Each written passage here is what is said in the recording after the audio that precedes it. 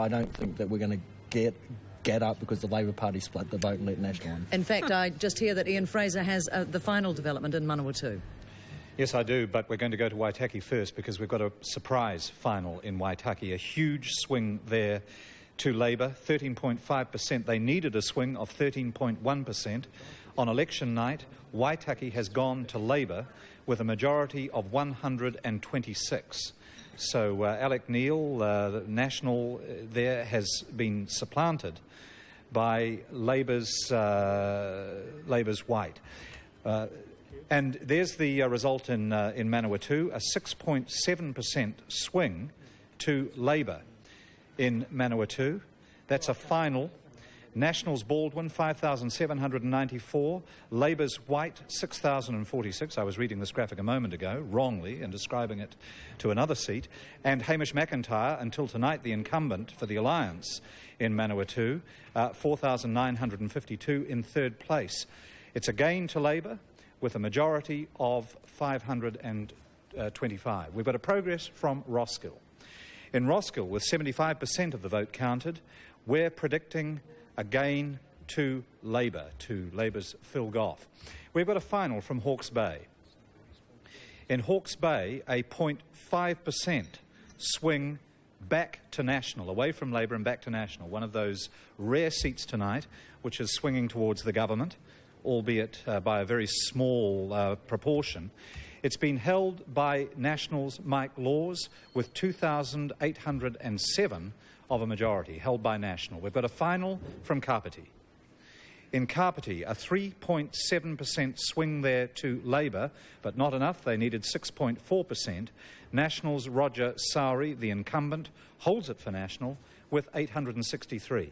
A final from Glenfield.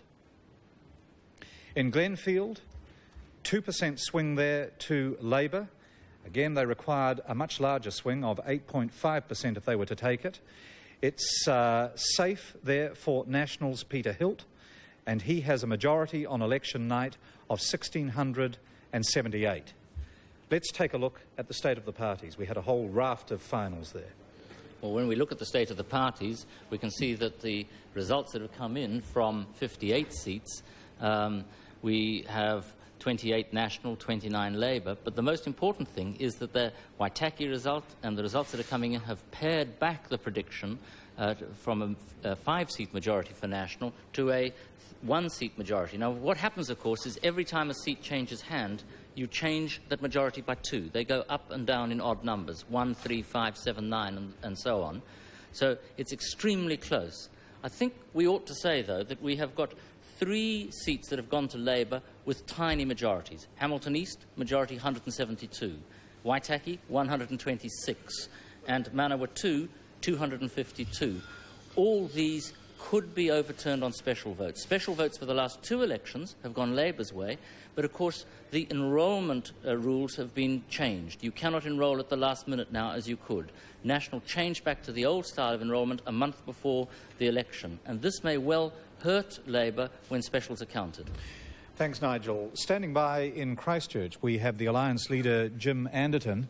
Mr. Anderton, you look jubilant when you arrived at your party headquarters in Sydenham earlier on in the evening.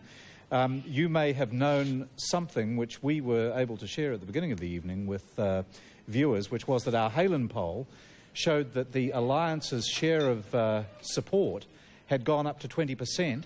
And indeed, when you track what's been happening during the course of the day for the Alliance, you're up over 18% of the vote. No surprise, I imagine. No, I actually thought we might do even better than that, and we may well by the end. I see you still haven't recorded the Sydenham vote. I have a majority almost certainly over 7,000, and that is a magnificent victory here. We had a 3,600 majority on election night last election. It's now 6,700. We've agreed with you that you had an avalanche in Sydenham. Well, I'd like to see you put the Sydenham up on the seat sheet on the television. It would help a bit. Yes, no, we've had a great victory here, and I must congratulate Sandra Lee. A magnificent victory in Auckland Central. I'll have to dance down Queen Street now. I don't know about in the tutu, but in something or other. And of course, I must say that my colleagues in West Auckland and in Manawatu have put up a magnificent fight. I was hoping to have Lila Harray with me, and Cliff Robinson, and Matt Robson, and Jeanette Fitzsimons. We'll just see. Matt Rata is still hanging in there. I don't know what the final result, if there is one there yet. But the Alliance has won some magnificent support. It's won it. It hasn't just got a protest vote. It's got now a real constituency. And if MMP wins tonight, and I am very pleased to see that the Shirtcliffe and Business Round Table manipulations have not succeeded with New Zealanders, I'm actually glad that they've done that. I always had faith in the ordinary common sense of New Zealanders, and boy, have they shown it tonight.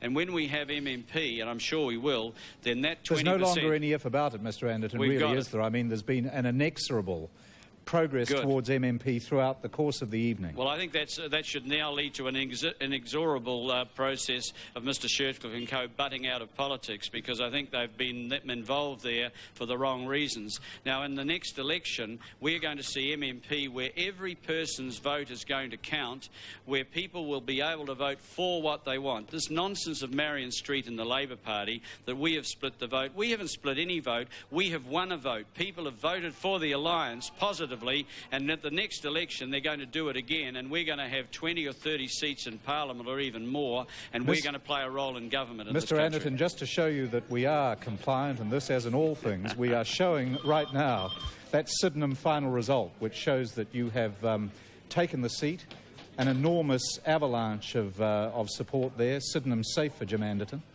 Thank just you, thought you'd like to know. I think you've been very fair about that. I'm very pleased to see it. No, we are jubilant here because not so much because we have won a lot of seats, we haven't, but we've won some hearts and minds in this campaign. We've told the truth, we've won respect from supporters and opponents alike, and that's the kind of new politics the Alliance is going to bring to this country. Thanks, Mr Anderton. And we're going over to Tauranga, where the New Zealand First Leader, Winston Peters, is about to arrive, or has just arrived, at his headquarters. Yep. And we're looking at him at the moment through a closed door. He's won his seat, we know, with a handy majority. There you see the New Zealand First supporters in Tauranga. And behind that barrage of balloons and cameras, that's one of the more interesting shots that we are going to see tonight, I hope. There you are, Mark Sainsbury with Winston Peters there in Tauranga.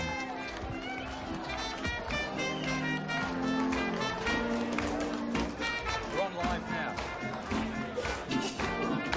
I can see Mark Sainsbury, or at least I can see the back of his head. You can see the jubilation of New Zealand First supporters who know tonight that their leader has been returned in Tauranga, and there's Mr Peters.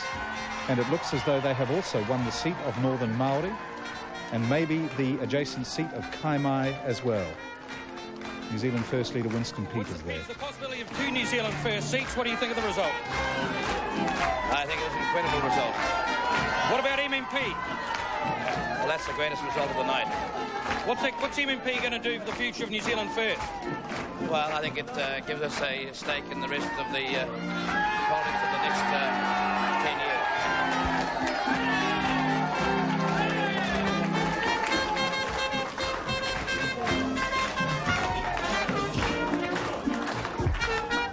No hand on it for Northern Māori. Are you happy?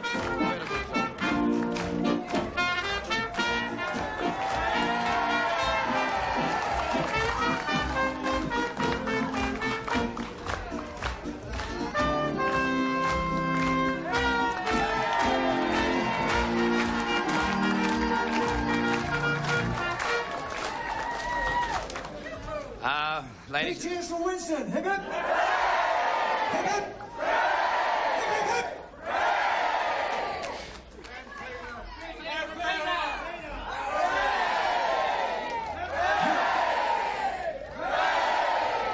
Peter Brown too, the greatest couple of MPs in this country today.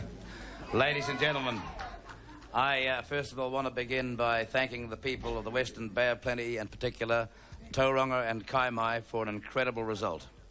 I want to say we've picked up 1 seat and we're not conceding the other one. And I want to remind you that Peter Brown and Lindley Brown took on the 2nd highest majority National had, and they're just about a few hundred away, and we've got hopes with respect to special votes but it's absolutely fantastic.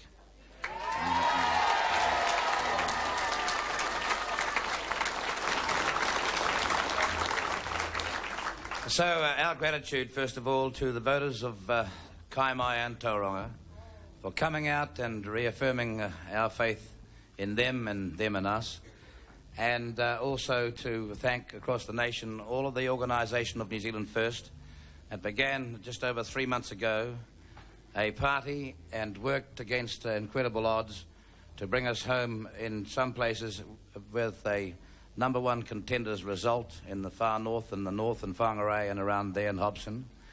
And also those candidates that put it all on the line without the financial resources and the equity of television and radio time because of the law. But they still did fantastically well, and I'm very grateful to them. I think the tremendous result tonight, of course, is MMP, because the history of this country...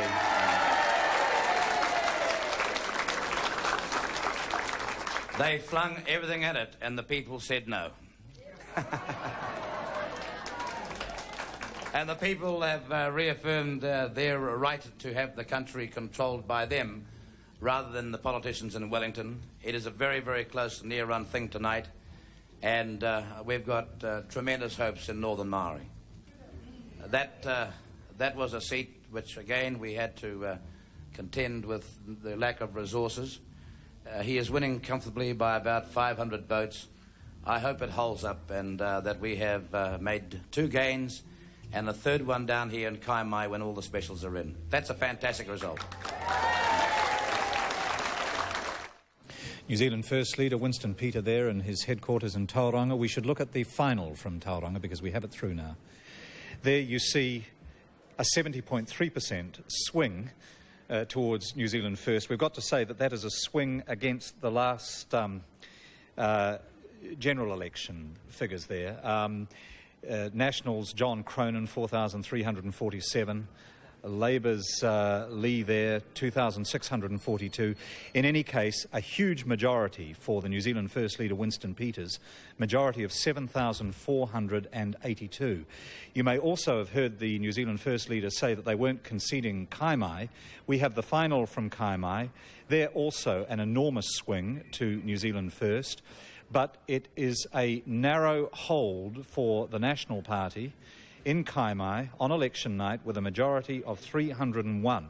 Robert Anderson for National holds his seat there, but with a slim majority of just 301. We have a final also from Wellington Karori.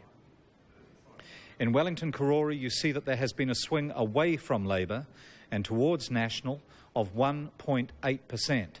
Nationals Pauline Gardner, 9,023. Labour's Chris Laidlaw, 8,712. In a 2-horse race, the seat has been taken by Pauline Gardner for National with a majority on election night of 311. We have a final from Gisborne. In Gisborne, a swing to Labour of 6%. And a majority there to Labour's Janet McKee, who has taken the seat for Labour, a majority of just over 1,000, 1,080. A final from Selwyn. In Selwyn, a 10.6% big swing there too to Labour, and National's Minister of Finance, Ruth Richardson, has held on there, but her majority has been whittled down. She holds her seat on election night with a majority of 582. A final from Lyttelton. In Lyttelton, a 2.6% swing to Labour there. Labour required a swing of just 0.6%. They've done far better than that. Labour's former president of the Labour Party there, Ruth Dyson, has a majority on election night in Lyttelton of 663. So Labour picked Lyttelton up. Let's look at the state of the parties. I wish we had the graphic for the state of the parties. Oh, it's behind us. We've got results in from 69 seats. As you can see, National and Labour neck and neck in them. But we're predicting a national majority of 1 seat, which is actually what we have on the 69 seats, in effect.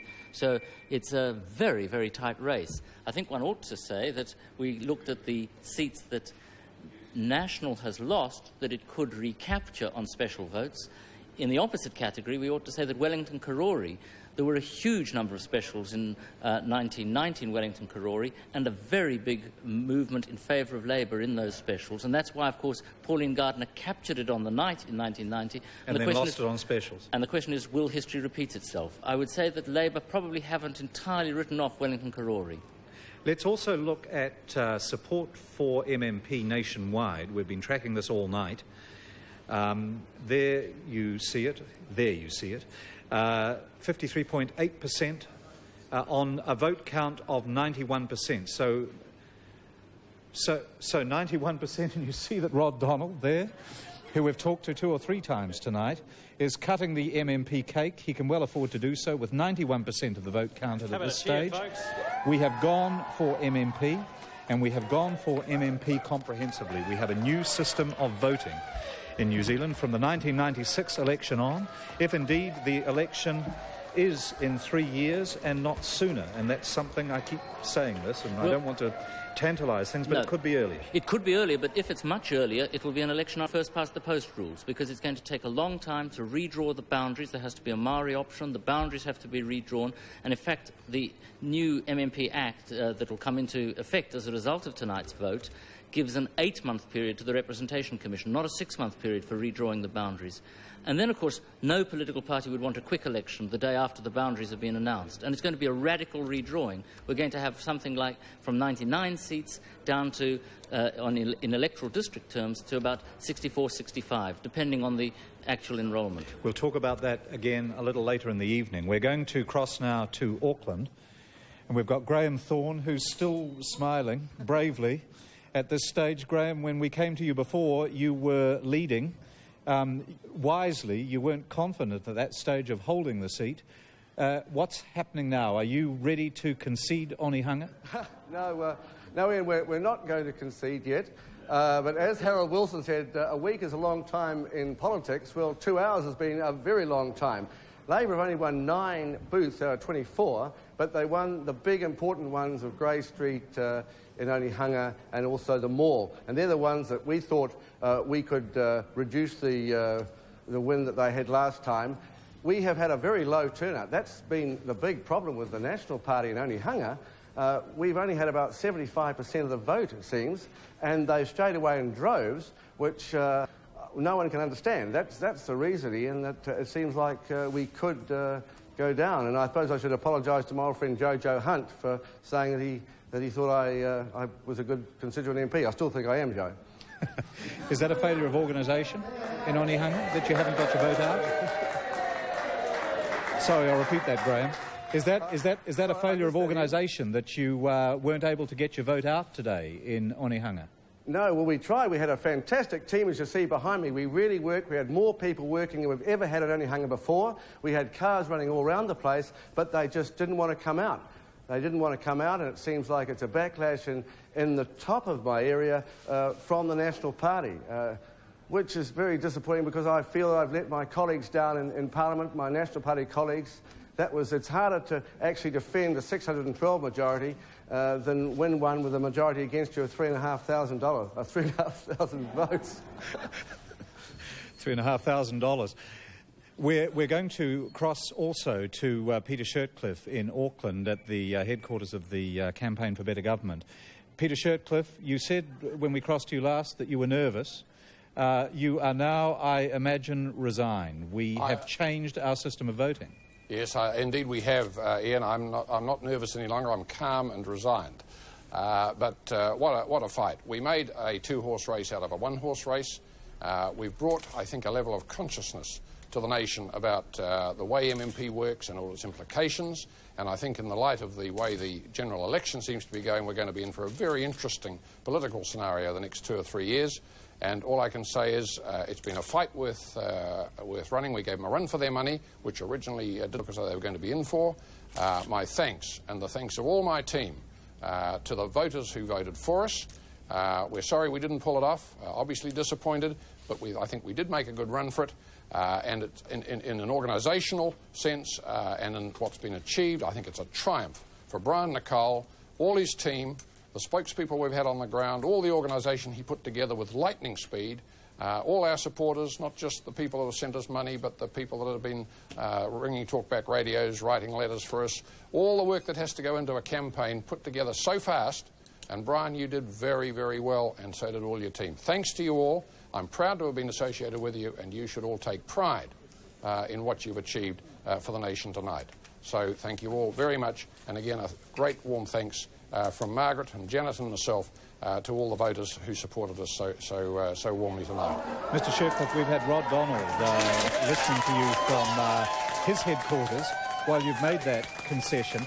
I want to ask you this. You've said all along that it's not just a case of changing the voting system, that there was a really pressing need to change the structure of the way we do things, that there has to be a change in the behaviour of members of Parliament. There have to be changes in Parliament systems, and that indeed was the basis on which you set up the Campaign for Better Government. Does the campaign remain in place? Is that a fight that you're going to pursue? I have given a public commitment, which you may have seen codified yesterday in the press, that under a first-past-the-post system, I've said exactly what we would do and how we would continue our fight for better government. In regard to the option that we're now faced with, and that is an MMP electoral system, I have given and will give no commitment. We will need to reflect now on what this means. You see, it's not just a matter of having chosen a new electoral system. We've chosen it apparently on the basis of a very, very or potentially unstable Parliament in the next year or 18 months. And I think that what's going to happen is that the parliamentarians are going to be focusing very much on the tightness of the parliamentary situation, coupled with the upcoming new electoral system. I'm not sure that their minds are going to be easy to focus on parliamentary reform in the very short term. I think it'll come. Now, Peter Shercliffe, Rod Donald has been listening to you as you've been saying this. Rod, talk to him. I think Peter has got it all wrong. I think as a result of this very important electoral reform, there will be considerable reform of Parliament. I actually hope Peter will stay in there and try and do something positive for a change and make a contribution to reforming the way politicians behave, because I think that is the next step on this particular agenda. And I think it's a bit of a cop-out to now say that with first past the post soundly defeated, that he's going to step out of the race. I think he should be ashamed of what he's done. Well, no, that wasn't what he was saying, as I understood him. He was keeping his options open. I said that I would reflect on the matter with my colleagues over the next 2 or 3 months and see how this political situation plays out.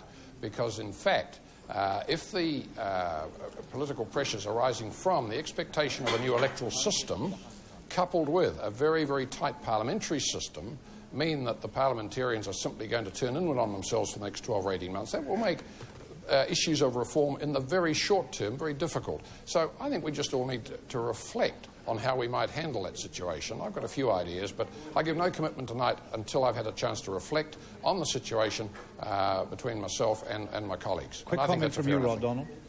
I think this is a victory for all of the people of New Zealand. I think we can look forward to the next election being held under a fair and democratic electoral system. And I think the sort of results that have come through tonight, where we obviously are going to have yet another minority government, will become a thing of the past, and thank goodness for the whole country. Rod Donald there and Peter Shercliffe, the two protagonists in the debate between MMP and First Past the Post. We have made a comprehensive decision about that nationwide today. Let's just take a look at the graph. Once more, with 92% now of the vote counted, almost 54% of us voting in favour of MMP. We are changing the way we vote in this country. We have a final now from Titirangi.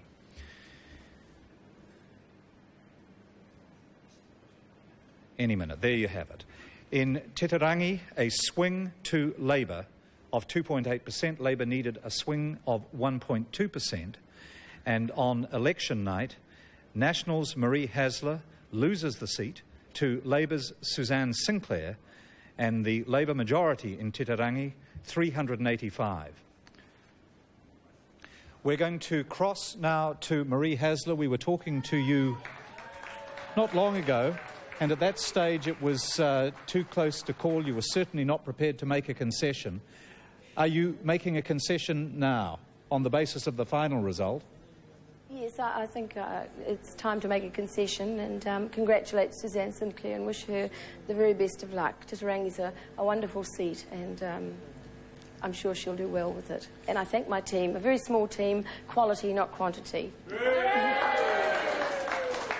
Your majority has been very narrow for the last 3 years. Yes. Your Labour opponent, who's the incumbent from tonight on, also has a very narrow majority. What do you think is going to happen to the specials in Titirangi? I don't know how many there are, Ian, and that's why I will concede, but if there's a huge amount of specials, it could be interesting.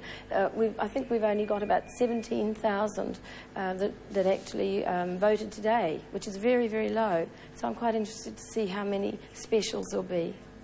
Thanks. Marie Hasler there, the defeated National candidate in the seat of Titirangi. We're also in Auckland going to talk to Verna Smith, there she is, who has run a good race in Eden. Eden was said to be a pivotal seat. On the other hand, the National people all the way through have been pretty confident that the shape of the Eden electorate was changing to make it more comfortable as the years have gone on for National. Are you at this stage conceding Eden to National? Yes, I am, Ian. Chris has won Eden. I have to say, though, that the majority in Eden, on my count so far, is against the government. It's a kind of double defeat for you, isn't it, today, because you ran a campaign through last year against MMP. We've voted for MMP tonight by a very substantial majority. Yes.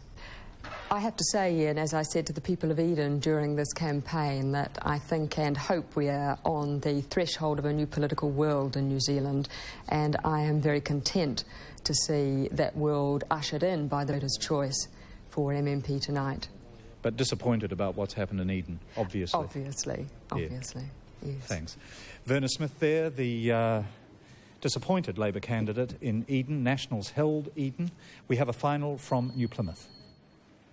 In New Plymouth there, you see a huge swing to Labour of 14.6%.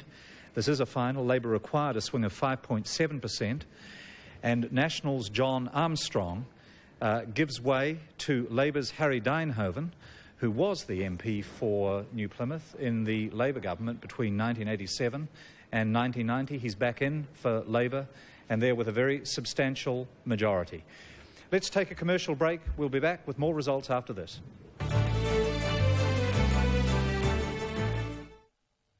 I couldn't believe it. Central locking power windows, 4-stage auto, and Mitsubishi's value price is less than $30,000. You know you make me want to shout. Look, my hands jumping. Shout. Look, my heart stumping. Shout. Throw my head back. Shout. If you want to know why I drive a Lancer, you'll have to drive one for yourself.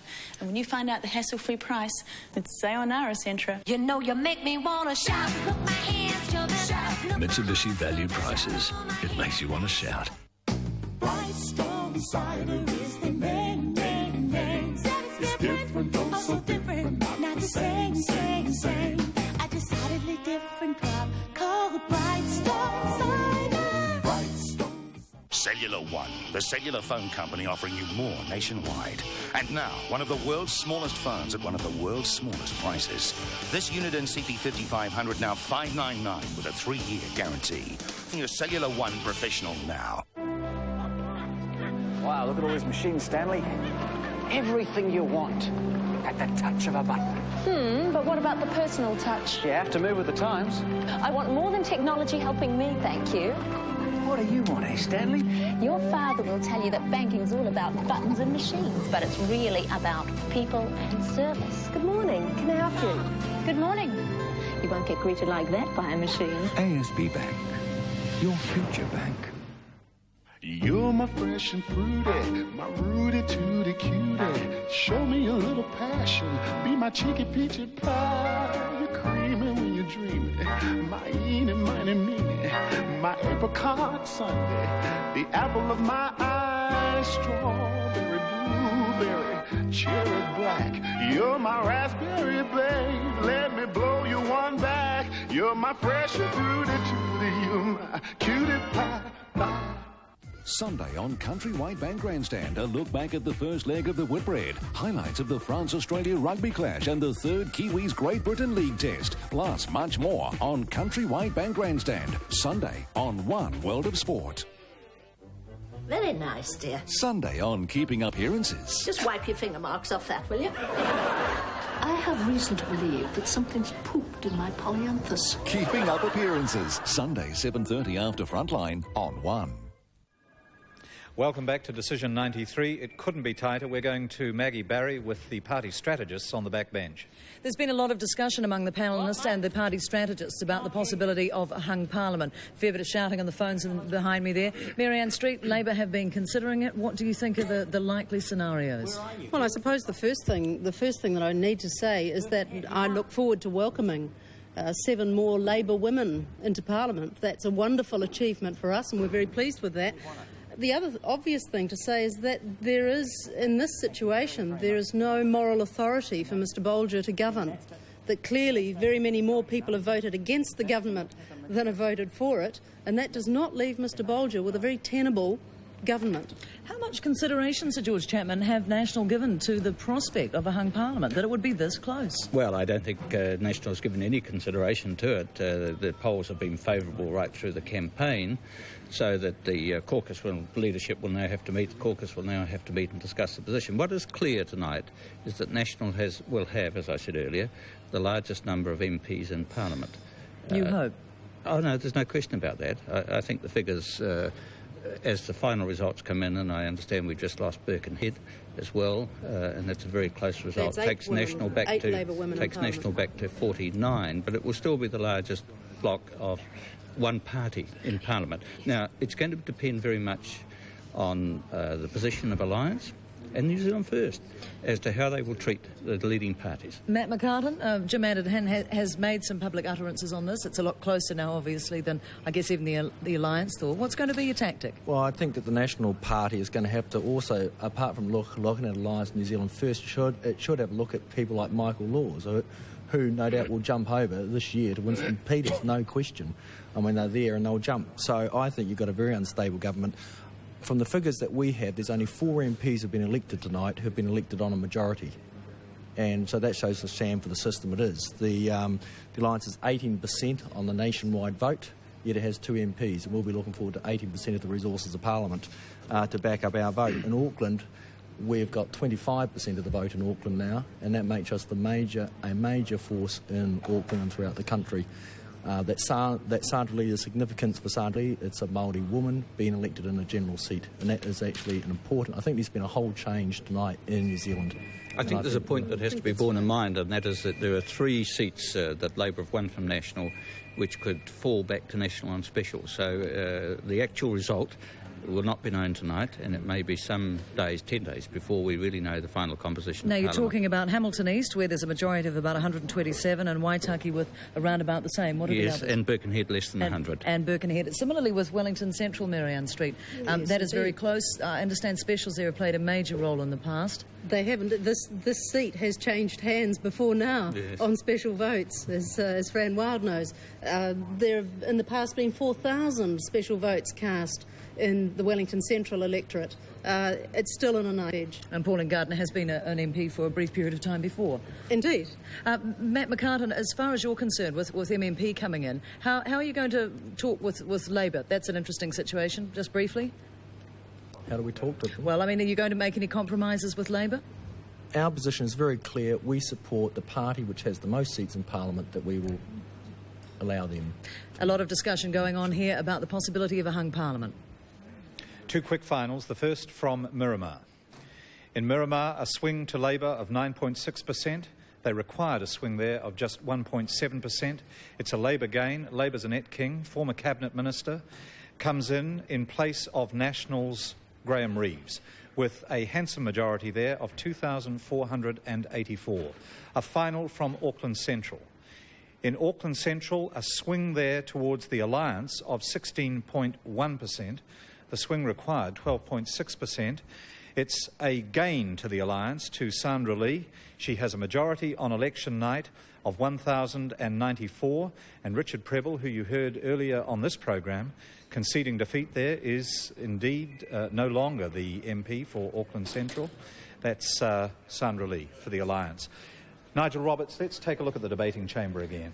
I think that's very important because tonight there's been a sea change. The campaign may have been boring, but this is probably the most exciting election we've had for a long time. 1993, 100 years since women won the vote in New Zealand, is going to be equally significant. Just think of the celebration in 2093. Now, here we are. We have the Parliament as it was. And just look, National well into opposition territory. The huge victory in 1990. Now let's wipe that clear, as we've been doing several times tonight, and just illustrate the difference. We'll put in the gold bar. Remember, there are 50 seats on that side, 49 on this side of the chamber in a 99-seat Parliament. Now let's start filling in, first of all, with the finals. And we've had a raft of finals.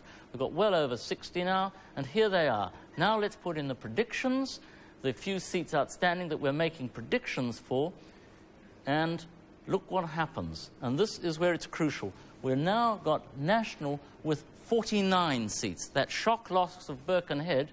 Birkenhead was an extremely interesting seat. We didn't get any predictaboos in from it for ages and ages, and it was on a knife edge for a long time. And now Birkenhead has moved over into the Labour camp, and so that we've now lost one seat from National to Labour, and now we're down to 49 National seats, 46 Labour seats, 2 Alliance and 2 New Zealand First.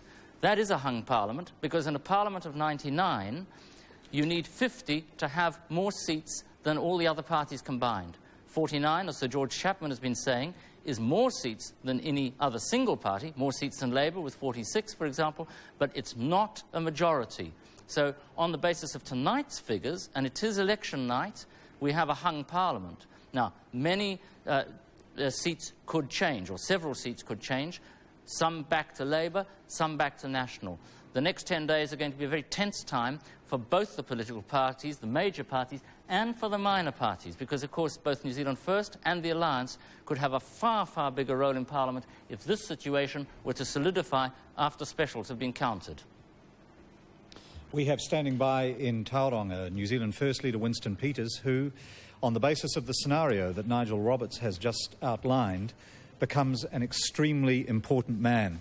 Mr. Peters, each time this year that you and I have talked, I've put some questions to you about the scenario of a hung Parliament and tried to find out from you what sort of attitude you would take. Earlier on in the evening, about 10 minutes ago, Sir George Chapman said that the attitude of the 2 minor parties, the Alliance and New Zealand First, now becomes critical.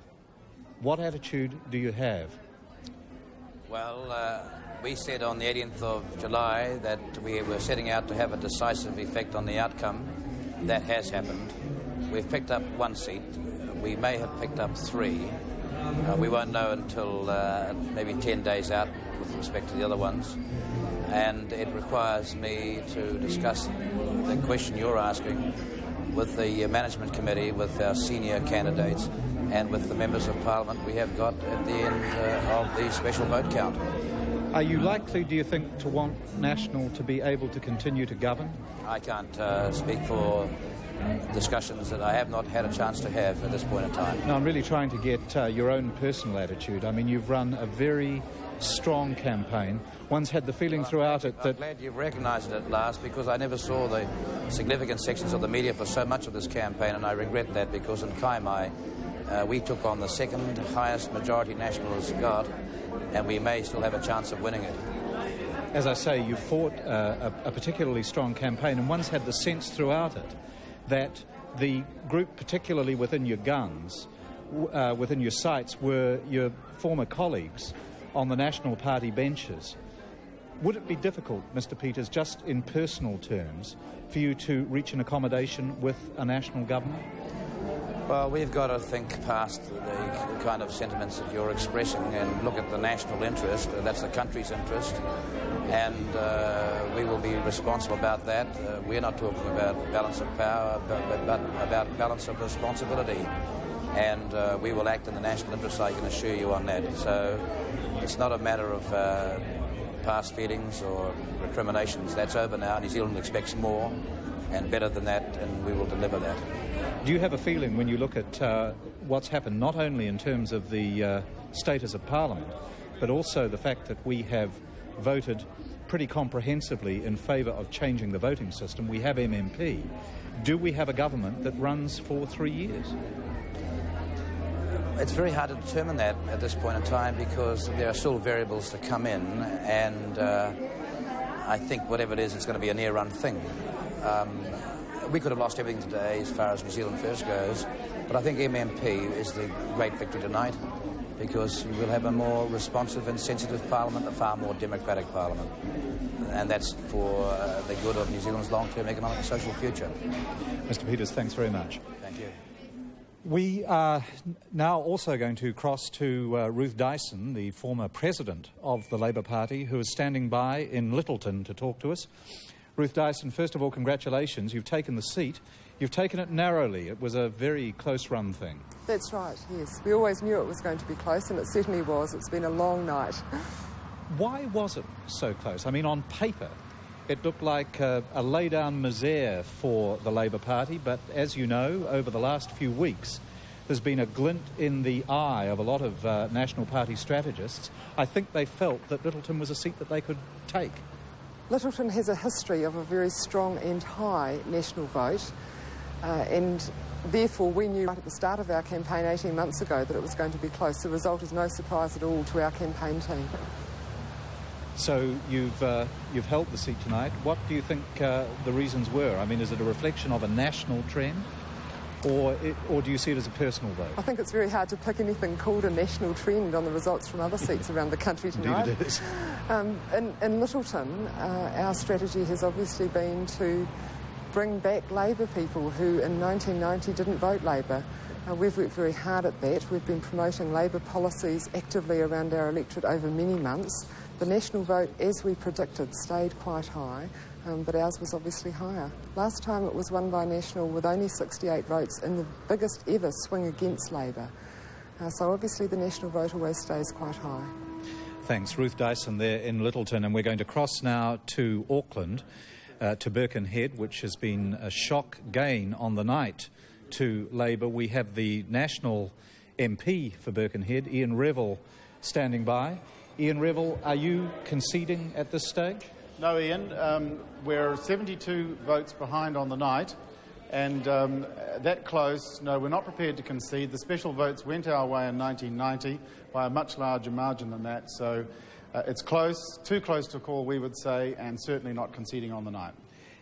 You don't think that as a result of the trend across the country, I realise that there's a qualification of that. It's very difficult to read a trend across the country. We have huge swings to Labour. We have some swings in some seats from Labour to National. But I wonder whether it won't be the trend for those special votes to go with the way that the majority of ordinary votes have gone on the day.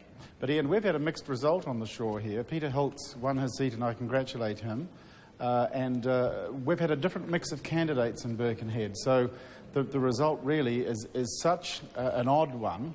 So really, 72 votes, can't concede tonight. We think we can take it on the specials, and so we call it a dead heat tonight. A very heavy turnout in Birkenhead today. Yes, it appears so. And we're disappointed on the night, but we fought a good fight. We had a great team behind us. We've had a great national team behind us, and I'm pleased, and by the look of things, we'll still have a national government when the specials are counted. Ian Revel, the National MP for Birkenhead, until tonight. Tonight he's been tipped out but by a narrow margin, and as you heard, he's not at this stage conceding. Let's have a look at the state of the parties. Thanks, Ian. What you can see there on the 88 seats that we have, National leading with 42. I can't quite read it. There we are, 42. 45 Labour, 2 to the Alliance, 1 New Zealand First. Those, of course, are the finals we have. 90 of them now. It's just updated while I speak to you. There's no prediction there, of course. We saw it as a moment or two ago, a hung parliament again. That's why we don't have a prediction. But it looks like in terms of the most seats, National will probably get it. Thanks, Hugh. We're going to take a few finals now, which are very close.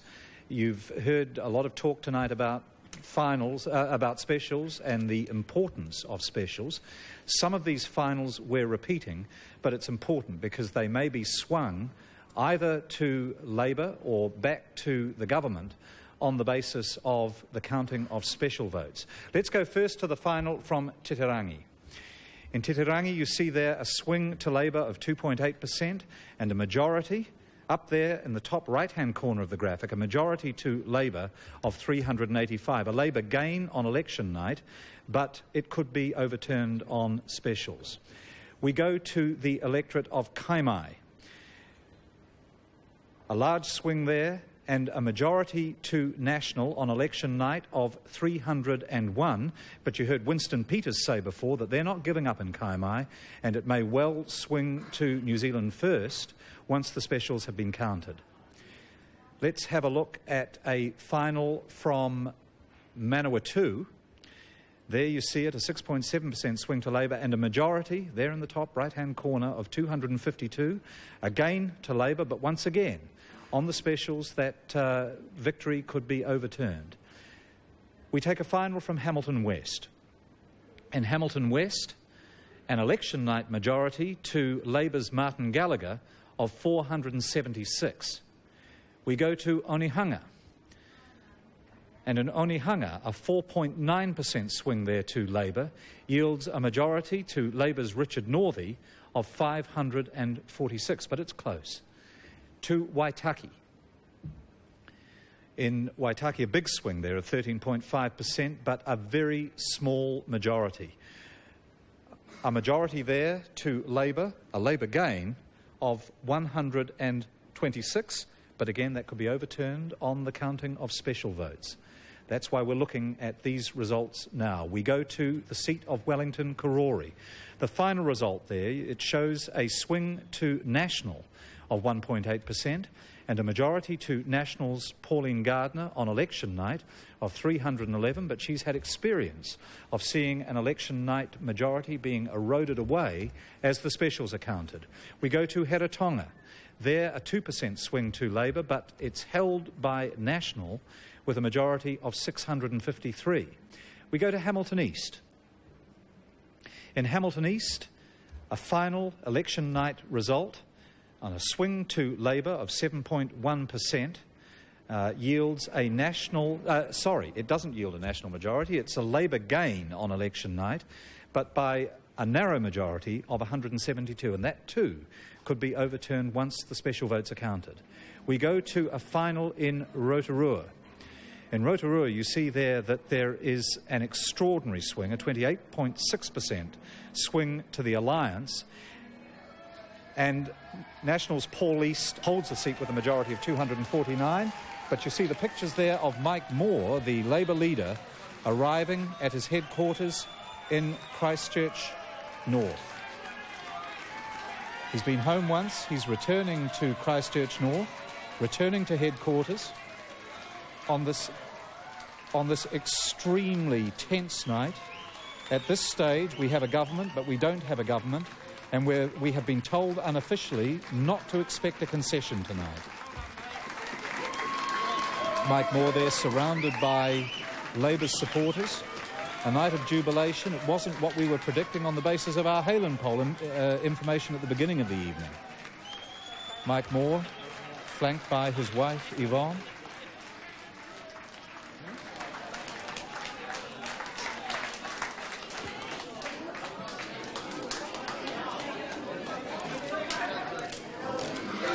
Excuse me, I wonder if you could move a little bit so I could speak.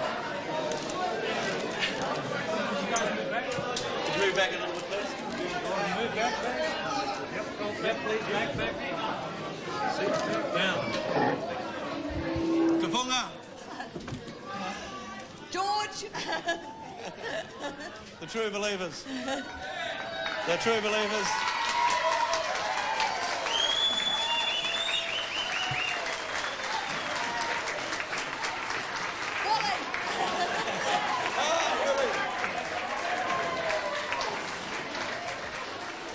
I understand that Mr. Bolger left to go to Tikawiti, but then he did a U-turn.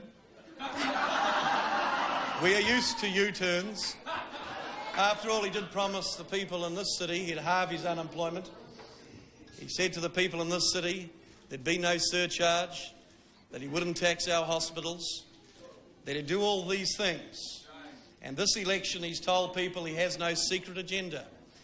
I just can't wait to open the Cabinet papers and see the secret agenda on health. Not one hospital will be taxed under a Labor government.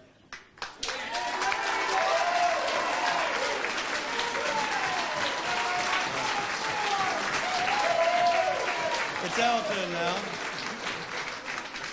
For the retired, for the elderly, those people who gave us everything, who created the finest nation on earth, those people in depression and in war, who in their retirement ought to find that their retirement ought to be a time of grandchildren and memories, not a time of loneliness and pain and hospital waiting lists.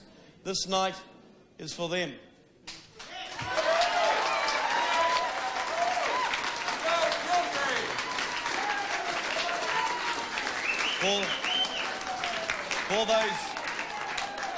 For those young students,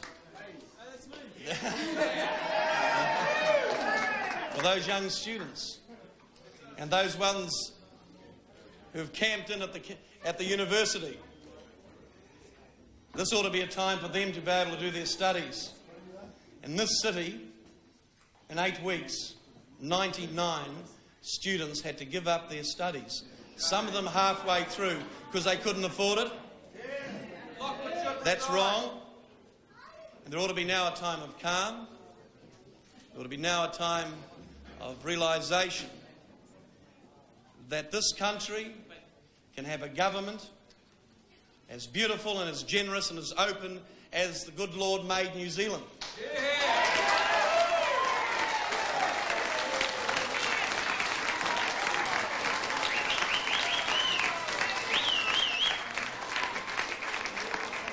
Once again, as has happened throughout this nation's history, with Richard John Seddon, with Michael Joseph Savage, and Norman Eric Kirk, this country will reclaim its progressive instinct.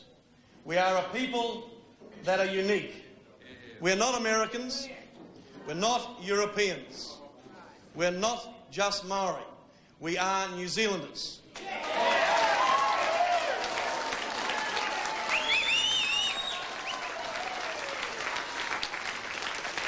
We will have ourselves a government that's on the side of the small business person, that understands the need of the self-employed. But we'll have a government that won't have an Employment Contracts Act that treated my mate like this.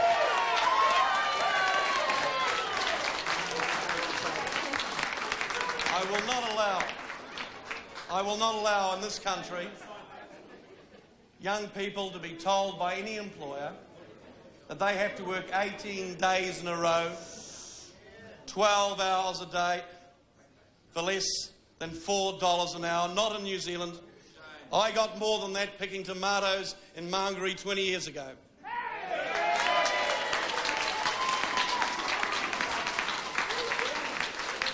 And for the sick, there will be a unique establishment. For the sick, there will be things called hospitals, not things called cheese.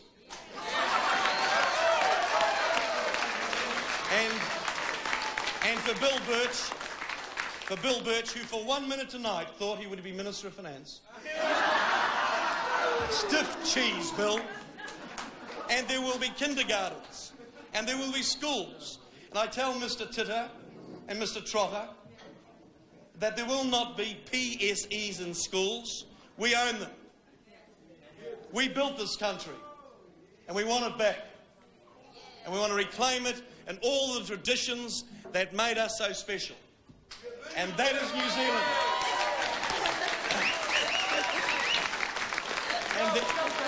And now tonight, it's going to be a long, long night. But for us, it'll be a warm, long night.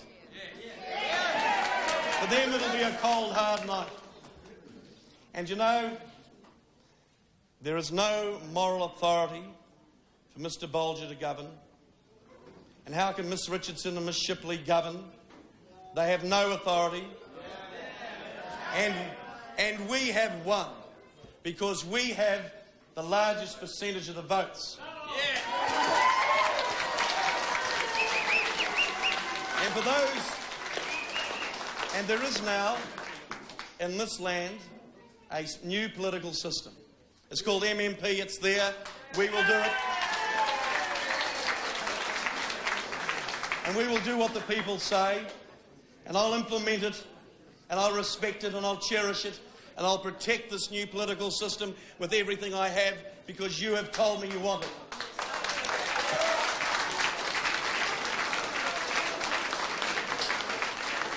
And tonight, it's going to be a long night, but we're going to have some dancing, we're going to have some music. Right? Yes. And I promise this girl a dance and we're going to have it. And we'll see you again.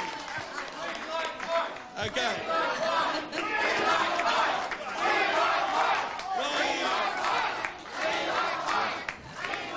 Nigel Roberts, the Labour leader, talking there as if he were the victor tonight. In fact, he said, we've won. Well, of course, in terms of the gain in seats for the Labour Party, for a party that was really little more than a rump in Parliament, it's made phenomenal gains. In some ways, I think, though, that this is the best of all possible results for Mike Moore because he's been gracious towards the victory for MMP. He very assiduously and carefully stayed out of the MMP debate. He's gained enough seats so he's in no doubt as Labour's leader. He's trying to reposition the Labour Party and bring it back from Rogernomics. And yet he probably won't have the responsibility of running the country for a difficult 3 years. I mean, it seems to me that he's got the best of all worlds. Major gains, a huge increase in his mana and status within the Labour Party, and yet probably not Prime Minister. It has also been the most amazing turnaround, and a turnaround that has not been read by the opinion polls. The opinion polls have miserably failed to read it. And I think, of course, there's going to be many... a post-mortem on the opinion polls. This is the first time the opinion polls in New Zealand have been so woefully inaccurate as a means for predicting. Now, it's partly because of the swings all over the place that we've seen tonight. We should look at the state of the parties because we've got finals now from 95 seats. We're waiting only for 4. We're waiting for 4 seats. National has its nose in front on the 95 seats, of course. Labour having 45 seats. A gain of 16. Remember, we said at the beginning of the night it had 29 seats on the new boundaries on the basis of election night results at the last election. That's a phenomenal gain. It's a turnaround far in excess of the turnaround that happened today in 1978, when Labour got more votes than National but was still languishing 10 seats behind National. Taken together with the increase in third-party representation in Parliament and the vote for MMP, you have a very fluid situation ahead of us for the next 3 years. Yes, it's not a 1978 result. As I said earlier, it reminds me very much of 1981. That was a cliffhanger. This is a cliffhanger. What about the point that Mike Moore made, that the Prime Minister and the National Party have no moral authority to govern? Someone's got to. Somebody's got to govern, and in the first-past-the-post system that we have, it's the party that has a majority, or certainly the party with the most seats, will, until Mr Bolger is defeated in a vote of no confidence on the floor of the House. And interestingly, of course, the House has to reassemble within 6 weeks of the return of the writ. So we're going to have Parliament reassemble before Christmas. We're going to take another look at the state of the party's graphics, because we now have finals from 96 seats. Thank you, Ian. The 47, 45, 2-2 that you see there are the 96 finals we have. The 4 outstanding ones, Eastern Bay of Plenty and Eden, which are both looking towards National. Waitotara as well, looking towards National. That'll put them up, by my calculations, to put them up to 50. Waitotara, I hear, has just gone to National. And the last one left is Roskill, which is looking pretty safe. We've seen all the way along for Phil Goff. That will put them up to 46. So it looks like we may be back to 50. 50, interesting, 46, isn't it? 2-2. No, 46. 2-2, yes. 46. So 50 to 49. 50 to 49. No wonder we're confused. for the opposition parties. I'm going to cross now to Jim Anderton. There he is in Christchurch, in Sydenham. We're not going to talk about your result, Mr. No, Anderton, I'm I'm not going to give you an election speech either, because the election is over. I think someone should tell Mike Moore. You can tell him we're here to help. Mr. Anderton, Mike Moore has made the point that the Prime Minister and the National Party do not have the moral authority to govern. Is that also your view?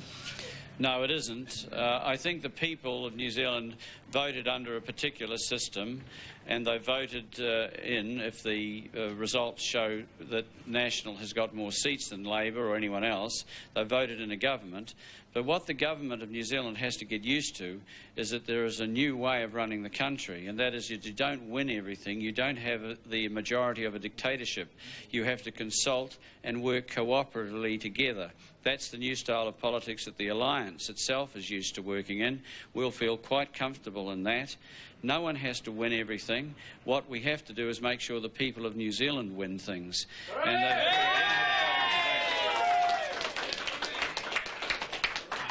Mr. Anderton, I need to ask you what the price of your support of the national government will be. There is an enormous gulf in philosophy between what the Alliance believes. Ian, you've got it wrong. You didn't Well, hear tell me why. I don't think you're understanding the new system either. I didn't say I was supporting the national government. I said what my clear intention is to support with Sandra Lee the policies of the Alliance. The Alliance was elected to support jobs for New Zealanders, free health care and free education, and the absolute opposition to the sale of New Zealand's assets. If the national government moves towards those policies, we'll support it. If it moves against them, we'll vote against it. And we won't make them matters of confidence. The people of New Zealand don't want elections every week. We'll go to Parliament and vote for things, not against things. And the national government and the Labor Party will have to get their head around the fact that they no longer own Parliament, the people own it. And that's going to make a big difference. I want to go back to my point because I don't think I misunderstood you at all. The fact of the matter is that the National Party stands on a philosophical base which couldn't really be more different from the alliances. What you're saying to me is that if the National Party in government continues to try to push through its program based on aspects of law like the Reserve Bank Act, you will oppose them. They won't be able to govern effectively. Well, you see, the reality in government is this, that you put legislation before the House. If the legislation is bad legislation, and I'd suggest to you, for example, that the sale of Electrocorp would be very bad legislation, we'll vote against it. The government will lose. The sun will still rise the next day. Everyone will still be able to live. The world will still turn around the sun and all the rest of it. Now, we've just got to get used in this country to a new system of election and to a fair and representative parliament. The government will not win every vote in parliament. That doesn't mean the end of the world. It doesn't mean that the government can't govern. It just doesn't win in everything. It's used to winning everything and it's not going to. And if Labor was governing, it would have to get used to not winning everything either. And the alliance will be the same. We are going to have a cooperative, consultative and more consensus-style government. That's what the people actually voted for. And the old parties are going to have to get their head around it. We're in a new era and we're ready for it. I don't know whether they are or not, but they better get quick about it because they've got 6 weeks to learn. But Mr. Anderton, some of these issues may well be critical issues. For example, if National in government were to try to squeeze beneficiaries, as they did at the end of 1990, as they did again in 1991, I assume that you would oppose them. Of course we would. Would lose that That's not a program that they would be able to push through. Absolutely. And the beneficiaries of New Zealand who had $1,000 million cut out of their income would thank the Alliance for stopping it. And the government would have to think of a better policy than cutting $1,000 million off the incomes of the poorest of New Zealanders. That's why the Alliance got 20% of the vote today, because those who are most vulnerable in New Zealand supported a party who have stood up for them and told the truth about that. And we're going to support that commitment in Parliament. But wouldn't the national government on that basis say that they were unable to govern because they were unable to put through their own party program, the basis on which they had won a majority of the seats in Parliament, if not an absolute majority. No, let's get right, Ian. When did anyone in New Zealand vote for $1,000 million to be cut out of beneficiaries' incomes by the national government? Did they put that up before the people? Did they put up before the people they were going to charge them to go into their own hospitals? Did they put up before the people that they were going to increase tertiary fees by 120%? Did they put up before the people they're going to increase unemployment by 30%? They didn't put that before the people. The people didn't vote for it, and nor should Parliament. And Parliament won't vote for it if they do that again, or any other government that's in there. So we're going to have a Parliament that represents the people. It's called democracy. Won't that be a change? Thanks, Mr. Anderton. We're going to go down the road to Mike Moore. No, we're not. We're going to take a couple of finals first. Let's take a final from Northern Maori. In Northern Maori, you see there a huge swing to New Zealand First. New Zealand First's Tau Henare is the new MP for Northern Maori with a majority on election night of 332. We're going to take a final also from Birkenhead. In Birkenhead, a swing to Labour of 8.2% and a majority there to Ian Revel on election night. We're saying at this stage that it is a national hold in Birkenhead with a majority of just 34. Talking to Ian Revel before, he said he wasn't going to concede it until the specials had been counted. I guess that still applies. Labour will not be conceding either until the specials have been counted in Birkenhead. We're going to cross to Michael Laws. Hawke's Bay. You can see him there in Hawke's Bay.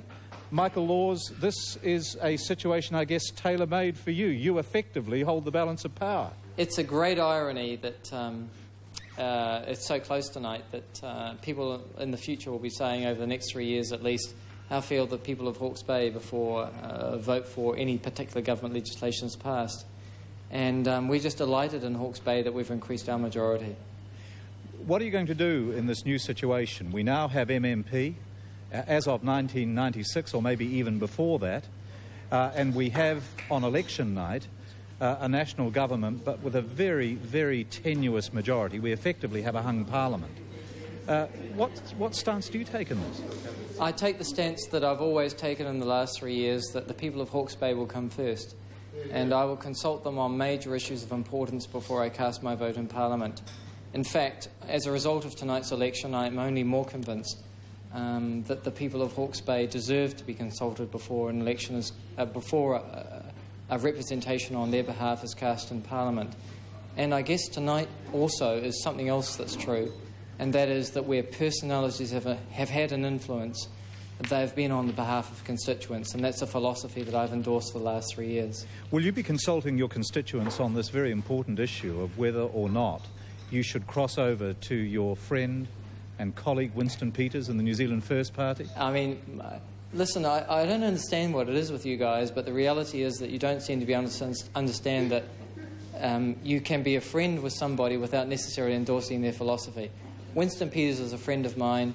That doesn't necessarily mean that I endorse his philosophy. I've been endorsed tonight as the National Party candidate for Hawke's Bay. That's the way it's going to stand. So you're a National Party MP for the next 3 years? The reality is that I owe my first loyalty to Hawke's Bay, and in the next 3 years, that's where I'll go for my vote before I cast it in Parliament. Yes, we've been asking for pledges during the course of the campaign. Some people get a bit ruffled about that, but you're making a pledge tonight that you stick with National for the next 3 years. Not only with as long as whatever the government philosophy of the day is, that sticks with the people of Hawke's Bay. My first loyalty and the people that pay my taxes, the taxes that pay my salary are the people of Hawke's Bay. And as far as I'm concerned, all the people behind me tonight, we've got an increased majority in Hawke's Bay, has said, Michael Laws, represent us on the basis that Hawke's Bay comes first, and believe me, in the next 3 years they will. But that seems to be... Sorry to press you on this, but that seems to be some kind of qualification, that if National goes against something that you hold dear, you'd be prepared to jump ship? Oh, no. It means I'd be prepared to propose that legislation. I mean, as far as I'm concerned, the people of Hawke's Bay, the people who pay my salary, come first. That's a philosophy I've held for the first 3 years. That's a philosophy that has been endorsed tonight with an increased majority in Hawke's Bay. As far as I'm concerned, that's a philosophy that I shall be endorsing and representing in Parliament for the next 3 years. There, the National MP for Hawke's Bay returned tonight with an increased majority. He becomes a very important person indeed, just like Jim Anderton and New Zealand First's Winston Peters, in a situation where we have a hung Parliament. We should look, since 1993 is the 100th anniversary of women's suffrage, we should look at the status of women in the new House.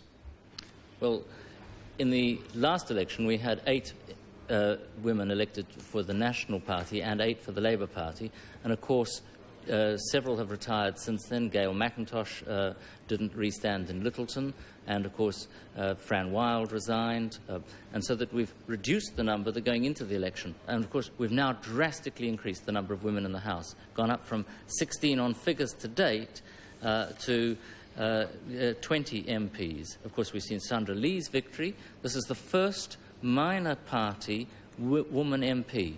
Social Credit was never represented by a woman, of course, and until today, New Labour, the Alliance, Liberals haven't been represented, and now we have an Alliance MP. A drastic increase in the number of women MPs for the Labour Party. They had a lot of women in their marginals, Wanganui and a whole lot of others, Manawatu, of course, Gisborne and places like that. Thanks, Nigel. We'll cross to Te Kuiti, to our correspondent there, Richard Harman. Richard, what's the Prime Minister doing? We understand, Ian, that the Prime Minister has been delayed from coming down to the Te Kuiti Cultural Centre because he is seeking constitutional advice on exactly what the situation is. We understand that he might well be talking to the Cabinet Office about whether he can continue to be the Prime Minister, whether he can continue to remain the government. We don't know any more at this stage. All we know is that he has been delayed. Presumably he must remain Prime Minister at least for a period of time beyond election night tonight. I mean, New Zealand continues to have a government. We don't fall into some kind of black hole as of Sunday the 7th of November. No, well, as Nigel's been saying, the Parliament doesn't have to be called together for another 6 weeks, and of course we've got to wait for those specials, but in the meantime, up to those 6 weeks, he is the Prime Minister. He can only be defeated by a vote of confidence in Parliament.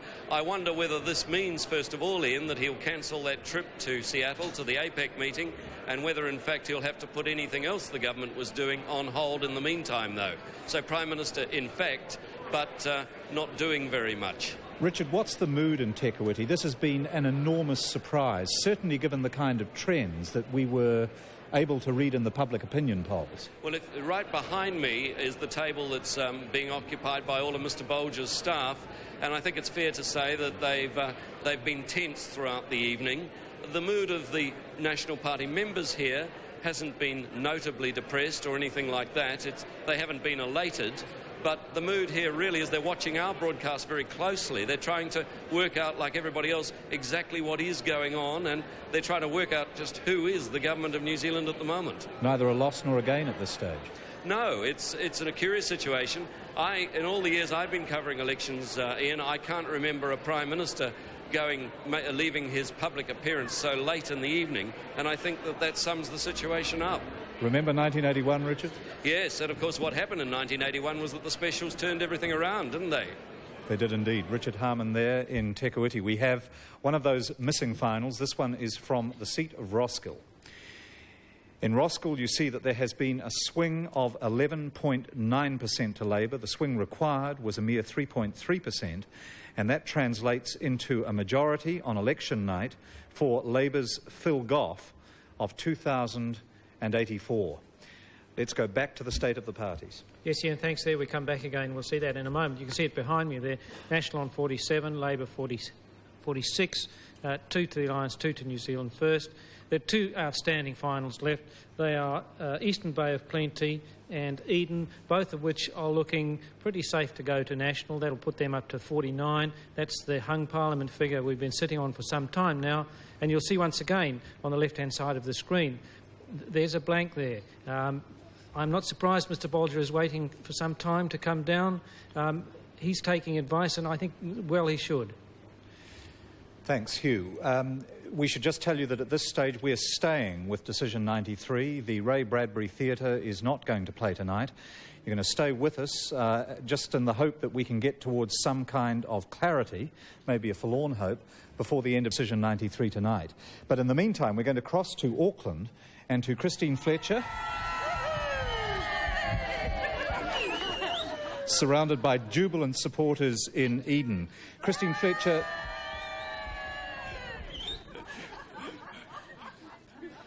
Thank you. We'd like to be able to see you through the balloons. Tell those folk to keep them down. Yeah. No surprise at all, I guess, that you've held your seat. National were pretty confident that you would hold.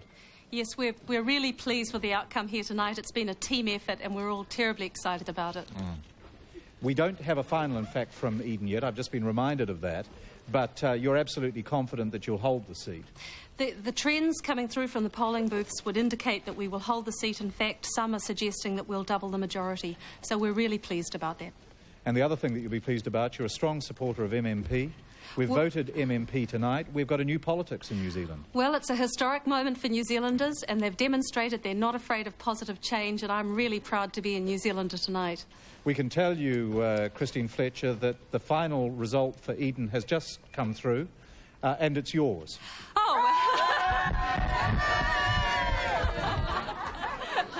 Can you tell us what the final result is?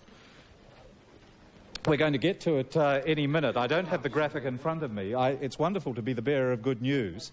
It happens so seldom when you work in this job. Oh, well, I'm very pleased. But it is. OK, well, thank you very much for that. A swing there to National of 4.1%, and you've held the seat with a majority of 2,771. Oh, thank you, Ian, for letting us know. We're very pleased about the result. And that makes a better evening for you. It most certainly does, and I want to thank the people of Eden for their endorsement of me. I really appreciate it. Thanks, Christine Fletcher. We're also going to take now the final from Eastern Bay of Plenty. It's the last one, Ian. And it's the last one. Once we've seen this graphic from Eastern Bay of Plenty, that's it. We've got the whole 99 seats, and there you have it. A swing in Eastern Bay of Plenty of 5%. The swing, however, that Labour required there was 8.2%, and they haven't done that. So the seat is held on election night by National's Tony Ryle with a majority of 708, which is tight, but not that tight. Let's look at the state of the parties. Well, now we have all 99 seats in, of course. National holds 49 of the 99 seats. 50 would have been a majority. They don't have 50 seats. Labour has got 46 seats, up 17 from the 29 they held going into the election, comparing election night figures 1990 with tonight's. The Alliance has 2 seats, up 1, of course, and New Zealand First has 2 seats. That's up 2 from 1990 figures, because, of course, New Zealand First didn't exist in 1990, and Mr. Peters was then happy to be the national member for Tauranga. Now he's no doubt delighted to be the New Zealand First member for Tauranga and the member of a party that has a colleague in the House on tonight's vote, because, of course, in the Maori seats there's a huge special vote, the specials and tangata whenua votes, and that is one result that could be changed. There'll be thousands more votes come in all the Maori electorates. Let's take another look at the state of the parties graphic. There you see it. National has the largest number of seats in the new House, but can be outvoted because Labour, the Alliance and New Zealand First, the opposition parties, have 50 seats on election night. I think we've got to say very, very strongly that this is only unofficial. Election night figures are only unofficial figures. The official figures are when the writs are returned, after the special votes have been counted and added into the pool. And National does have a raft of seats it could pick up. Hamilton East, Waitaki, Manawatu, Titirangi even possibly. If it got just one of those, it would be safer. 2 of them, and it would be looking moderately comfortable. On the other hand, National has some it could lose, most noticeably Birkenhead with a majority of 34, Wellington Karori 311, Rotorua with 249 as a majority over the Alliance. So National could lose what it gains in special votes, and there could be no change. But it is an unofficial result tonight. The election isn't over for another 10 days. Thanks, Nigel. As you heard, the result tonight is extremely tentative. We're going to go to a commercial break, but stay with us because we are still to go through the entire list of electorates tonight, and we're still to hear from the Prime Minister. And as we said to you before, so far, no concession. We don't really have a decisive result at this stage. So stay with us. We'll be back after this break.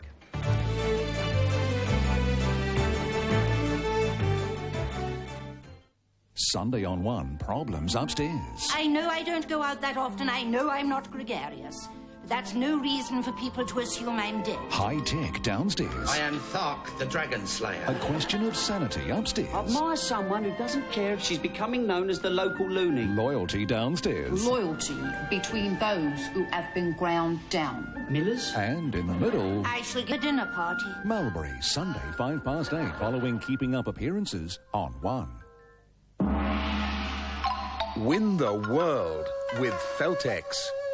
Every room you carpet with Feltex between September and December 1993 gives you the chance to win a fabulous one-week stay at a luxurious international resort hotel in either London, New York, Hong Kong or Singapore.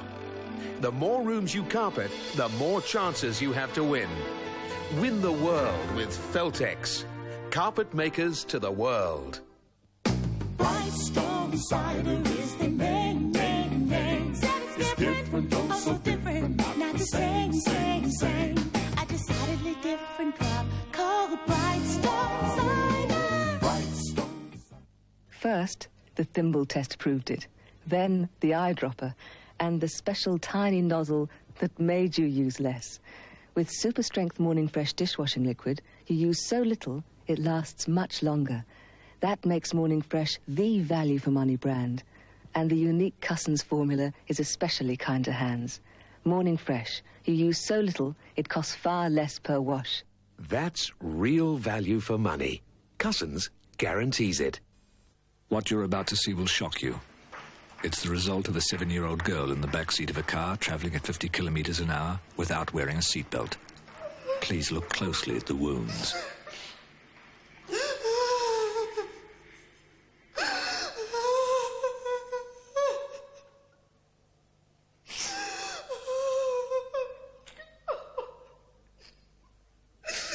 No seat is safe without a seatbelt. Wear one, always. Welcome back to Decision 93, or should we be calling this program Indecision 93? Let's go to Maggie Barry and the punts on the back bench. I think the backbench would certainly agree with that naming of the evening. There's been a lot of discussion here about the significance of what's going on, and I guess, Marianne Street, some confusion as to where to now for Labour. Well, not confusion. Clearly, Mr Bolger has technically lost the majority. We've seen a dynamic operating in this election now that we've never seen before, and New Zealanders have declared themselves willing to face a new kind of political era, and we're ready for that. The Labour Party is ready for that, and we look forward to meeting that challenge. You've lost Birkenhead. You thought you had it for some time. How key a position is it for you to take that and ultimately come to some kind of accommodation with National? Well, Birkenhead could certainly come back to us. There is a crucial alignment there. That could certainly come back to us on special votes. But that then puts the National Party in a very difficult situation. That reduces them to the majority of the Speaker. And really, the situation then becomes incredibly volatile. So, George, volatile indeed. Your reading of it? Yes, well, as I said earlier, it'll be 10 days before we know the results, and there's Hamilton East in Waitaki as well on the knife edge for Labour. So we could just as easily win those two seats and finish up with 51. So I haven't given up yet. I think the big disappointment of the evening is that one or other of the parties, and preferably National, hasn't finished up with an outright majority. Now we're faced with a hung parliament situation for 10 days before anybody knows who the government of the country is. Mm. OK, and as far as Alliance is concerned, what's going to happen, do you think, with Rotorua? Paul East only holds it by 249. Right. Well, in Rotorua, we've had a 50% swing to us. If that goes across the special votes... well, OK, sorry, Matt, that's great. We're just crossing now to Te Kuiti. The Prime Minister's arriving. And there you see our cameras in Te Kuiti. Prime Minister's car with the New Zealand flag there up the front, just arriving. Very late arriving. As Richard Harman said before, he can't recall a party leader arriving at headquarters this late on election night. Comments till I go to the stage. I'll speak to you from the stage. How do you feel about I'll speak to you from the stage. No comment at this stage. Just let us talk. He's surrounded by the media. He says no comment till he reaches the stage. He's now walking to the crowd. Prime Minister and Mrs Bolger walking there to the stage, declining to comment at this stage until he actually gets to the stage. A very, very tight race. National at this stage on the finals, the majority party in Parliament, but we've got a hung Parliament on election night.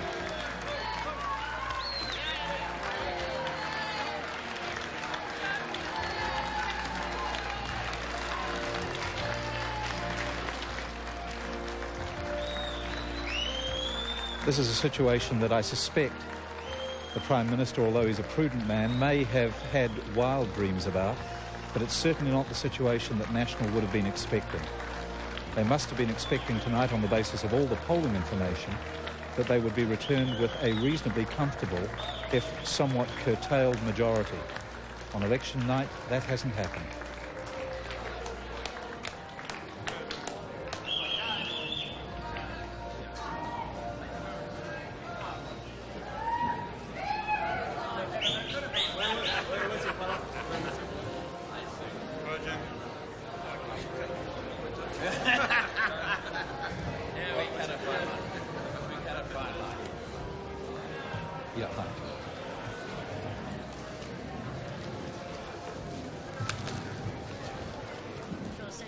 Yes, yes. Thank you. Thank you for the welcome, Tikawiri.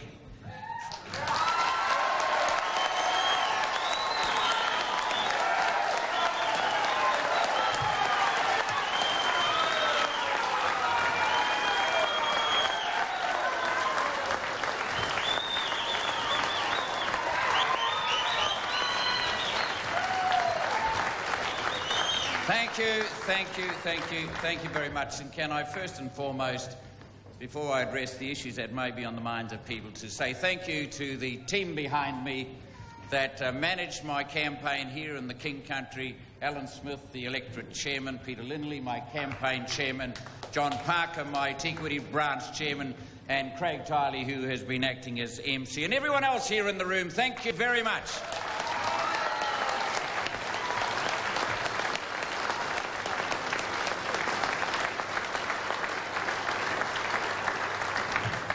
I now want to say good evening, New Zealand, and I want to thank everybody who supported the National Party across New Zealand for that support. It was very much appreciated, and we certainly welcome that support. I have spoken on this stage here on 3 elections. I spoke in '87 when there was a clear defeat to the National Government, again in 1990 when we won by a very, very large majority, and tonight where the pundits are saying maybe. Can I just say that it's been an interesting and demanding evening for New Zealand, as they've sought to determine who was going to form the next government of our country. And first and foremost, I want to congratulate the Alliance and New Zealand First for the showing that they made in this election campaign. They clearly gathered up a lot of support. Congratulate the Labour Party for the support and the seats that they won. Express my obvious disappointment that I lost so many good colleagues, good members of Parliament in the vote that was held across New Zealand today. I just express my sorrow and disappointment that they have not been successful in the ballot box, but I know they will make their contribution to New Zealand in some other way because they're all committed to do so.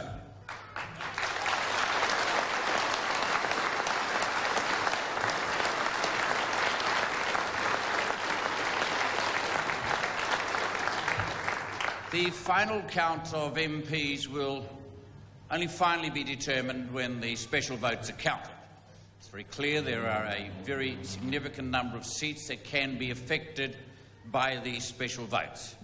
But as we stand here now, the largest number of seats is held by National with 49, Labour with 46,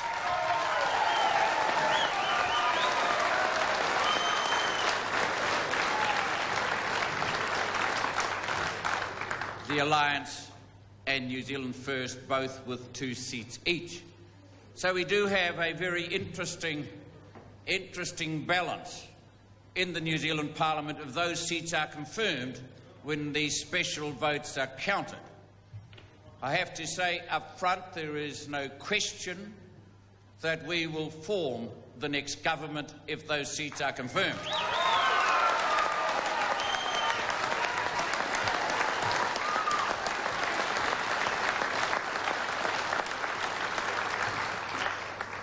What New Zealand very, very much needs now is stability, so that those who are interested in New Zealand, whether they be existing investors or potential investors, do not take fright.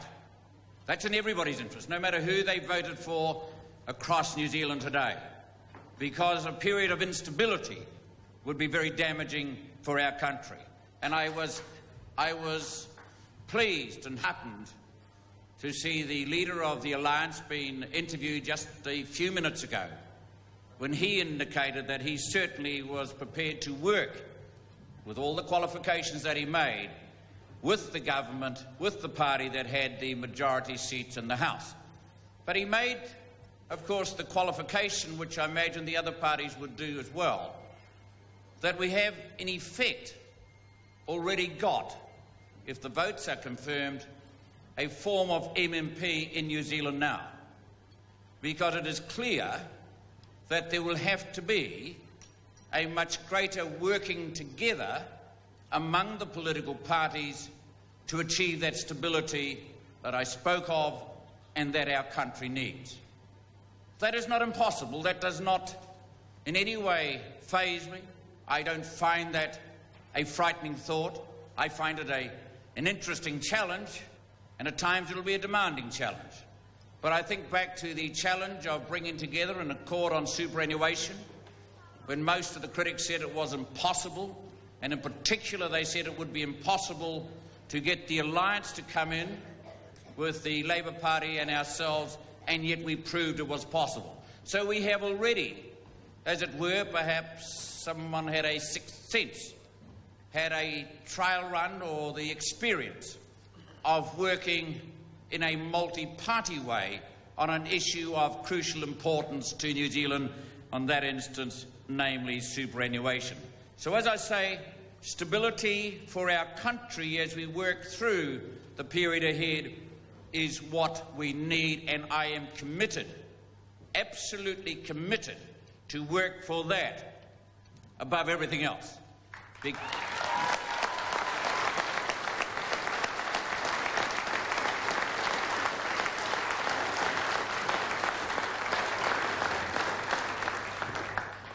I want all New Zealanders who have gone through a difficult decade of reform to not lose the benefits that are starting to come through.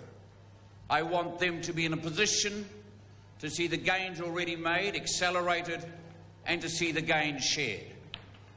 And some may recall that in the document, The Path to 2010, we set out securing a future for New Zealanders to share. And that's always been my ambition and my goal. And I have freely said on many occasions during the campaign that as yet not all New Zealanders have benefited from the recovery. Equally, I am determined that they should.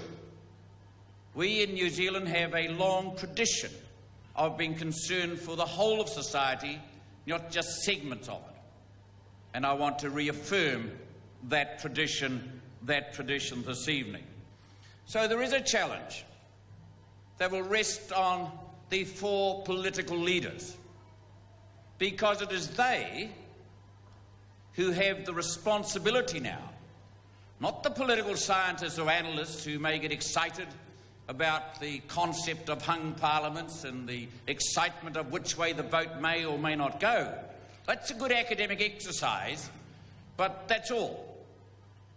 We, the four leaders, myself, Mr. Moore, Mr.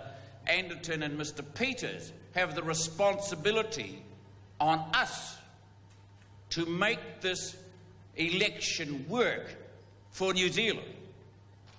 And as I say,